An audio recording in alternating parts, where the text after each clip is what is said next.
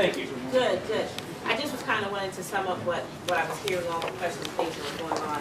I guess from last quarter, well, last year you had a balance left over across the board that can be generated into the new year, fiscal year coming up as the mayor begins to put his plan in place. And one of the questions was addressing how homelessness or issues of affordable housing could be looked at.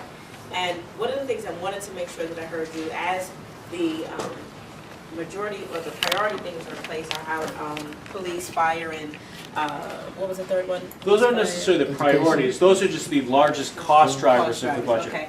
You did mention that HS would have some facet or some factor of the levy budget that she was speaking of, with that small amount, that small income, would go into some facet of the human services. Was that something that No, I think that's exactly right. I think what we're trying to emphasize is that we're hoping that when revenue comes out in February, right now we've got a gap of $150 million. What we're hoping to see is that perhaps some of the surplus will be then reflected in that next revenue estimate and allow us to be able to use that money going forward to help offset some of these potential reductions right now that we may be facing because of the cutbacks in the federal government. So right now we have a very difficult situation with a 3% gap in our budget mostly because of federal cuts.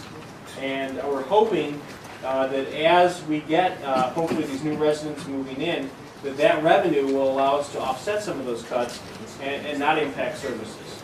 So you're right on that. Certain things like estate tax, though, I mean that is a one-time thing. We're not expecting the same level of mortality here in the city that we had that year. So it's not something you can Are you leaving?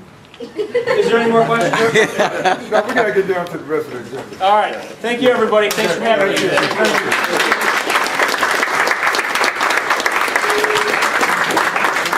Thank you, guys.